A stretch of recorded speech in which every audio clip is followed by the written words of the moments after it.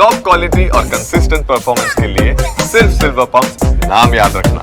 તો જ્યારથી આ બ્રિજ તૂટી પડ્યો હતો ત્યારથી આ ટેન્કર એની એ જ પરિસ્થિતિમાં એક જ જગ્યાએ આટલા દિવસ રહેલું છે, જેને નીચે કઈ રીતે ઉતારવું તે એક સૌથી મોટો પ્રશ્ન બની ગયો હતો. પરંતુ હવે આ પ્રશ્નનો જવાબ પણ શોધી લેવાયો છે, કારણ કે આ જે ટેન્કર ફસાયેલું છે તેને બલૂન ટેકનોલોજીની મદદથી નીચે ઉતારવામાં આવશે અને આની કામગીરી છે તે શરૂ પણ કરી દેવામાં આવી છે. સૌથી પહેલાં જે ટ્રક છે તેને બલૂનથી થોડુંક ઉપર લાવવામાં આવશે અને ત્યારબાદ રસ્તાની સમાંતર આવી જાય ત્યારે જે દોરડા બાંધેલા છે તે દોરડાથી આ ટ્રકને થોડુંક પાછળ ખેંચવામાં આવશે અને ત્યારબાદ આ ટેન્કર છે તેને બલૂનની મદદથી નીચે ઉતારવામાં આવી શકે છે અને આ ટેન્કરને ઉતારવાની કામગીરી છે તે અંતે હવે શરૂ કરી દેવામાં આવી છે અને તેને લઈને જ અનેક ટીમો પણ અહીંયા કાર્યરત છે.